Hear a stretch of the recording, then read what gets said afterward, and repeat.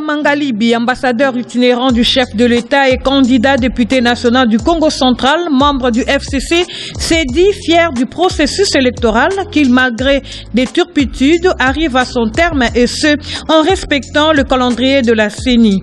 Un chronogramme réussi grâce à la détermination affichée du président de la République et sa volonté d'enraciner la démocratie en RDC. Je commencerai d'abord par féliciter le président Joseph Kabila Kabange qui a eu le courage de pouvoir emmener la démocratie dans ce pays ici et qui a eu le courage de pouvoir respecter ce processus jusqu'au bout, au moment où les gens estimaient et pensaient, y compris nous-mêmes, que nous n'irions pas dans ce processus électoral.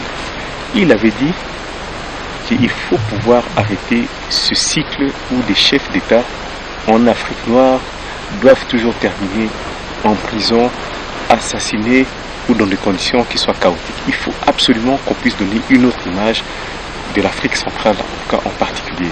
Et la chose surprenante, c'est que ce soit au niveau international, ceux qui étaient neutres, que ce soit les acteurs politiques, tous surpris par la détermination de sa volonté, ça fait que, qu'on le veuille ou non, nous sommes en train d'atterrir. Il a décidé que le processus, on devait pouvoir l'assumer seul. Comme ça se fait en Amérique, comme ça se fait en Europe, pas d'ingérence, mais que ça se fasse de manière à ce qu'on puisse montrer, affirmer notre identité. C'est quand même un homme qui est resté constant donc dans sa logique. Il dit, je vous donne une identité, je vous donne une responsabilité, assumez-vous jusqu'au bout. À la veille des scrutins, les candidats député national numéro 55 de la circonscription de Madimba, Antoine Ngonda, appelé affectueusement par ce frère et sœur Yann Nzambizei, s'est dit optimiste et tient à gagner la confiance de ce père et de rectifier les tirs pour en fine instaurer une nouvelle vision marquant la rupture avec le passé. Les gens n'ayant pas su comprendre donc ce processus électoral, cette démocratie qu'on leur a donnée, les gens au départ quand ils ont voté, c'est vrai pour tous ceux qui étaient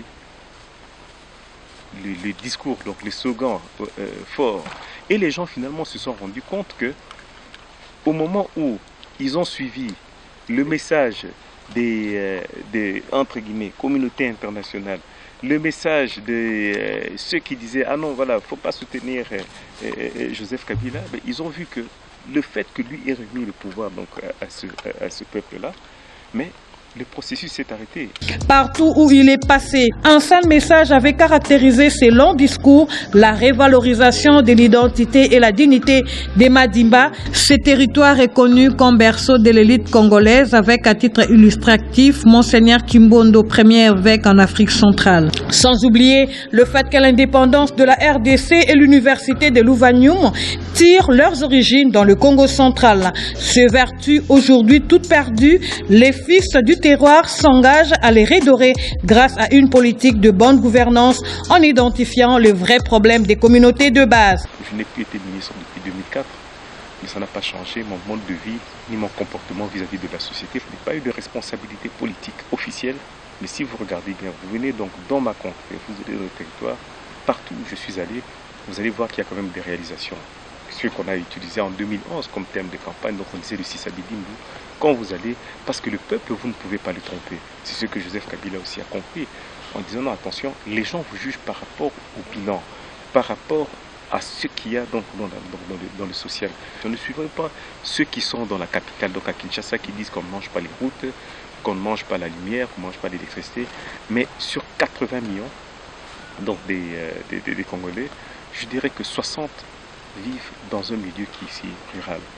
Une campagne pas comme les autres, aux allures de fête, drainant de foule au-delà de la mesure, a permis au numéro 55 de la circonscription de Madimba d'inviter son électorat à un vote utile. Dans le même contexte, il a déploré les conditions dans lesquelles se trouvent actuellement les Pékissansou Andembo, réhabilité il y a de cela 8 ans sur fonds propres de ses natifs. Et pour cause, la mauvaise gestion. Il faut donc en toute urgence remédier à ces maux. Le candidat numéro 13 à la présidentielle, Emmanuel Shadari, reste le choix de la raison.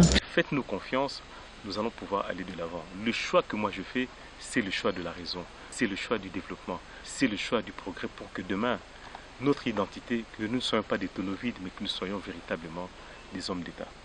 Message capté 5 succincts par la population qui a demandé pardon à son fils pour son ignorance. Elle réitère cependant sa volonté de porter son dévolu en la personne d'Antoine Gonda Mangalibi, numéro 55.